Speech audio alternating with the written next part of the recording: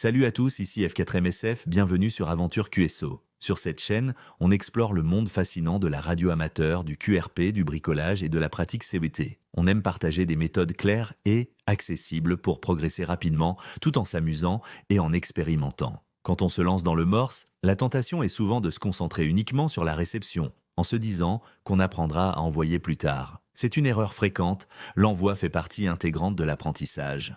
En réalité, c'est en manipulant que ton cerveau enregistre le rythme, le tempo et la musique du morse.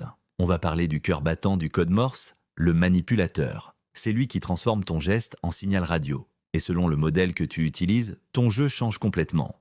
On va voir ensemble les différents types de manipulateurs, leurs avantages, leurs inconvénients et surtout, lequel choisir selon ton niveau ou ta pratique. C'est un sujet passionnant parce qu'au fond, envoyer du morse, c'est un peu comme jouer d'un instrument de musique. Le manipulateur droit ou straight key, c'est le plus simple et le plus formateur. Tu appuies, le contact se fait, le signal part. Chaque pression, c'est un di ou un da selon la durée. C'est brut, c'est direct et c'est parfait pour apprendre. Les avantages, tu contrôles tout, le rythme, la durée, les espaces. Tu ressens le code. C'est aussi un outil increvable. Pas d'électronique, pas de panne. Les inconvénients, ta main fatigue vite et au-delà de 20 ou 25 mots par minute, garder un rythme propre devient difficile. Et si tu as un léger tremblement ou une motricité réduite, ce n'est pas l'idéal. Mais pour apprendre, c'est la clé parfaite. Le manipulateur droit, c'est un peu la guitare acoustique du morse, brute, authentique et formaté. Le paddle, c'est le manipulateur à deux leviers. Un côté pour les points, l'autre pour les traits. Et branché à un cailleur électronique, il automatise le rythme pour toi. Tu appuies, le cailleur gère la cadence parfaite. Les avantages, c'est fluide, rapide, précis, parfait pour les QSO à haute vitesse, et la plupart des transceivers modernes ont déjà un cailleur intégré. Les inconvénients, si tu débutes, tu risques de perdre un peu la notion du rythme naturel. Et un bon paddle peut coûter cher. Le paddle, c'est la guitare électrique du morse. Rapide, précis, mais à manier quand tu connais déjà la musique. Un cailleur, ou cailleur électronique, est un dispositif électronique qui génère automatiquement le rythme du code morse.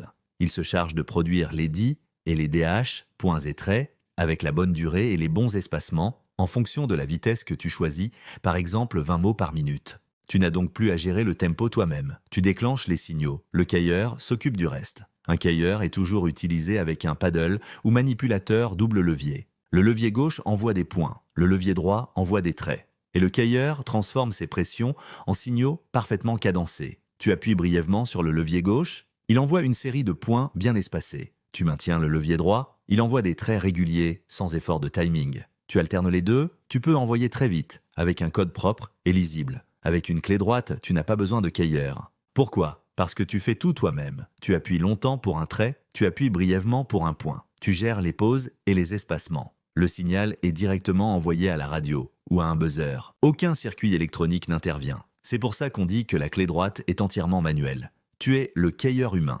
La plupart des transceivers modernes ont déjà un cailleur électronique intégré. Tu branches ton paddle, tu choisis la vitesse, par exemple 18 de BPM, et c'est parti. Rien d'autre à acheter. Si ta radio n'en a pas, tu peux acheter un cailleur externe, petit boîtier dédié, entre ton paddle et ton émetteur. Certains modèles sont très avancés. Ils peuvent mémoriser des messages, gérer plusieurs mémoires, ou même t'aider à t'entraîner. Par quoi commencer quand on débute l'envoi du morse ? Le meilleur point de départ, c'est la clé droite, straight key. C'est un levier très simple, robuste, et surtout parfait pour comprendre le tempo des di et des dash. Tu contrôles tout, la durée du point, la durée du trait, les espaces entre les lettres et les mots. C'est comme apprendre la batterie. Tu sens le rythme, tu fais corps avec la cadence. Avantage, matériel abordable et facile à trouver, excellent pour apprendre le timing, très formateur pour acquérir de bonnes bases. Inconvénient, plus compliqué pour un envoi fluide et précis, fatigue plus rapide à haute vitesse, moins précis quand tu veux aller vite.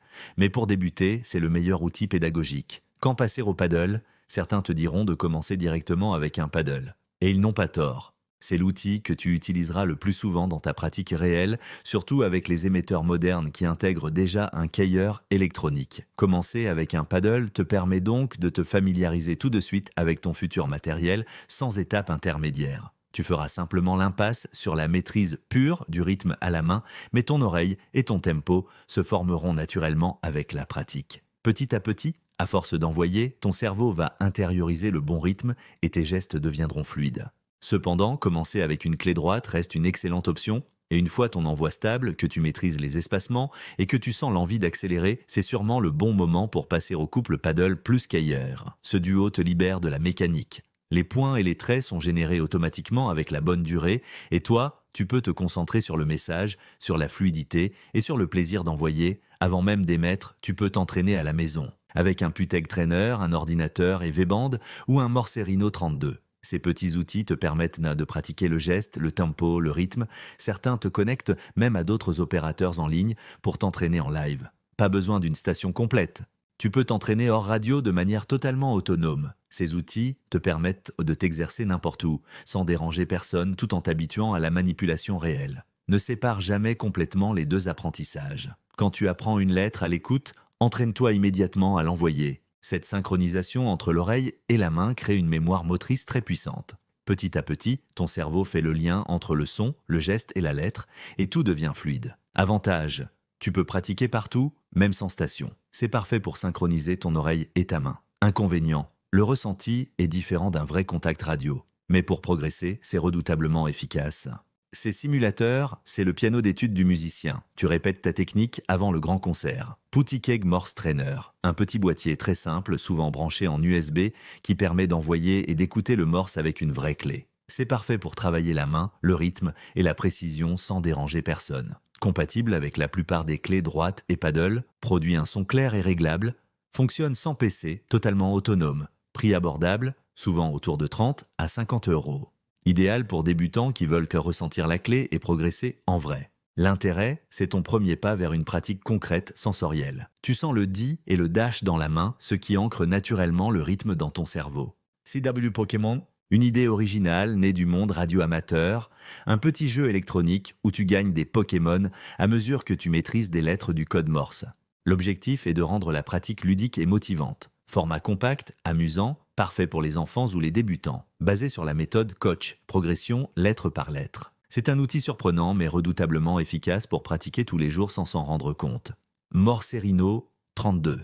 C'est un des outils les plus complets et les plus puissants actuellement pour apprendre le morse. Il combine plusieurs fonctions dans un seul appareil: générateur de son, oscillateur intégré, entraînement à la réception et à l'envoi, keyer électronique intégré pour paddle. Liaison Wi-Fi pour QSO d'entraînement en ligne via le réseau MorseHub.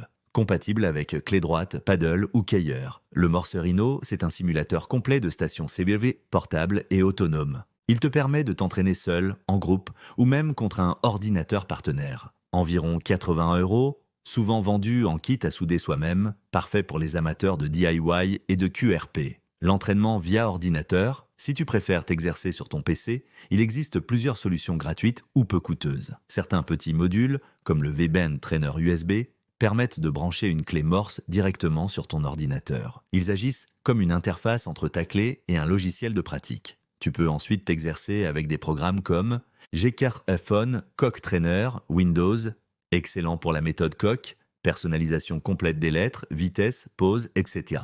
Morsecode.world, site web. Pratique, sans rien installer, propose des exercices progressifs à écouter ou à taper. Avantage, tu peux t'entraîner à l'écoute et à l'envoi, visualiser tes progrès et adapter le rythme selon ton niveau. Quand tu es prêt à passer à la pratique avec d'autres, sans forcément t'allumer ton poste, il existe des simulateurs de QSO. V-Band, un site web qui te permet de faire des QSO Morse en direct via Internet.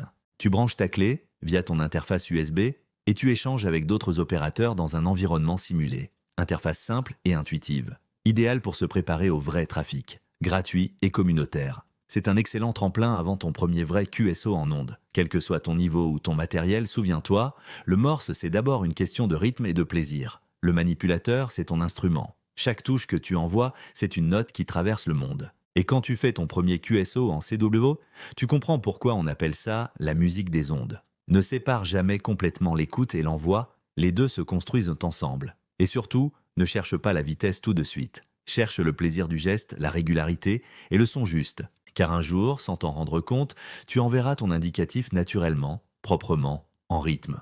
Si tu as aimé cette vidéo et que tu veux continuer à progresser dans le monde fascinant de la radio amateur et du morse, abonne-toi à Aventure QSO, active la cloche pour ne rien manquer et laisse un commentaire avec tes questions ou ton expérience personnelle. À bientôt sur Aventure QSO.